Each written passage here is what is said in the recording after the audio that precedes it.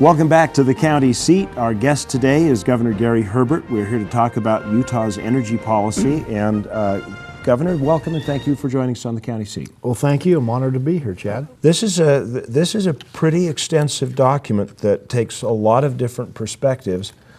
And obviously it must be a good document because all sides have some complaints with it. So that is either a sign of success or the need for more work. Which one do you think that is?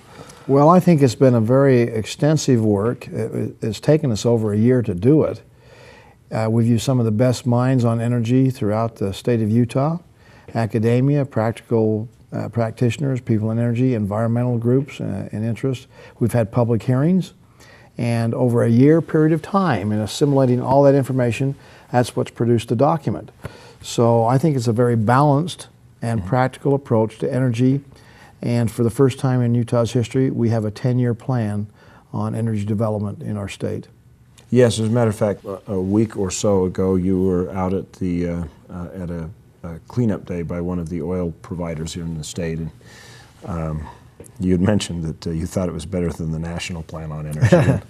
Now, having read it, I think I tend to agree with you on that. Well, it's a practical approach to energy in a Utah way. You know, we have opportunities, we have challenges, we have to work those together. And it's not all about one thing versus the other, it's about a balanced approach to energy development and sustainable energy development for the state of Utah. We've been spoiled in many ways.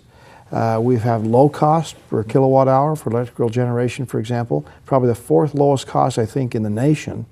And for virtually the last 20 years, our cost for energy has remained level and flat and been very sustainable. Other states can't say that. So we've got to anticipate the future and the demands we have out there. And the demands from the public are we want to have sustainable energy, we want to have lower costs, we want to have it affordable, but we also want to have it cleaner. And again, we're concerned about our air quality, our water quality, and I believe we all believe in being good stewards of the earth. In the document, the quote nuclear option comes up as far as nuclear power, and there's only a couple of paragraphs on it. Since this work was done, obviously the landscape of the world has changed a lot. Does that, in your mind, take the nuclear power off the table, or is that still something that should be on the table for Utah's future? Well, in fact, I've initiated a discussion about nuclear power. I think we need to talk about it. I don't believe we can reach the demands that the world has, and the demand for energy is growing exponentially, without nuclear power being a component part of it. Does it have to be all of it? No, but maybe it has to be some of it. The role of Utah, though, is yet to be determined. Certainly we have capability for nuclear power here, but should we in fact have nuclear power in Utah? I'm not afraid of the discussion. Let's talk about the pros and the cons. Clearly, as we go forward, I mean, the practical reality is that our base load for energy in Utah and in this country is going to come from carbon-based fuels, coal, natural gas and oil, or nuclear power. So let's have the discussion and see what the role for nuclear power is in Utah's future.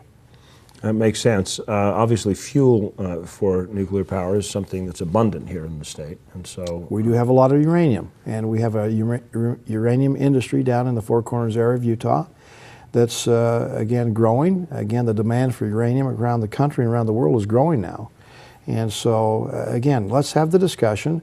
There are pros and cons for nuclear power in Utah, and again, we ought not to be shy in having that discussion. It would seem that we've had basically three mishaps with nuclear power in the 40 years it's been online. We have hundreds of plants. Do you think it has a pretty good track record overall? As far as a safety record, absolutely. You can't point to one person that's died from a nuclear power plant, nuclear power incident in America. You can't say that about other fuels. We've had many, many deaths, and doesn't mean we shouldn't be concerned. And again, with what's happened in Japan, it gives us pause. We ought to reflect about what we learned from that situation and say, how does that translate to America and to Utah? So again, I'm not saying we rush to do something. I say we need to initiate the dialogue and have a frank dialogue based on good science and the demands and the needs we have for a cleaner, affordable fuel. Well, we will continue our discussion here on the county seat. Our guest is Governor Gary Herbert talking about Utah's energy policy. We'll be back right after this commercial break. So, what brings you to town?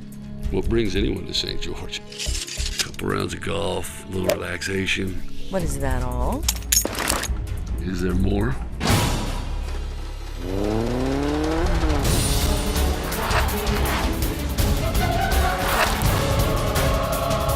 In a retirement community? Should have stuck with the back nine. What are the words that describe the perfect destination? Finding them all in one place is easy if you know where to look. Join us for the 15th Annual Old Capitol Arts and Living History Festival, September 9th and 10th in Fillmore, Utah. Fine art, mountain men demonstrations, and live entertainment are just a few of the attractions. Pick your adventure in Millard County, Utah.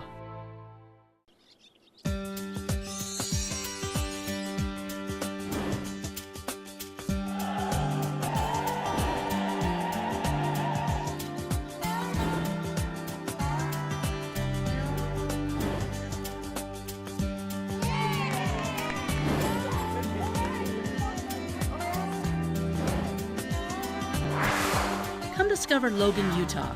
It's in your own backyard. Book your getaway today. Almost 45% of the oil produced in Utah, 7.8 million barrels, comes from Duchesne County. That oil feeds our state economy, provides job growth, and supports local business. Here in Duchesne County, we're working to make Utah an economic, cultural, and technological leader. Whether you're here for business or pleasure, Duchesne County will welcome you with open arms and invite you to explore all the beauty of the Uinta Mountains. Duchesne County, close enough for business, far enough to get away.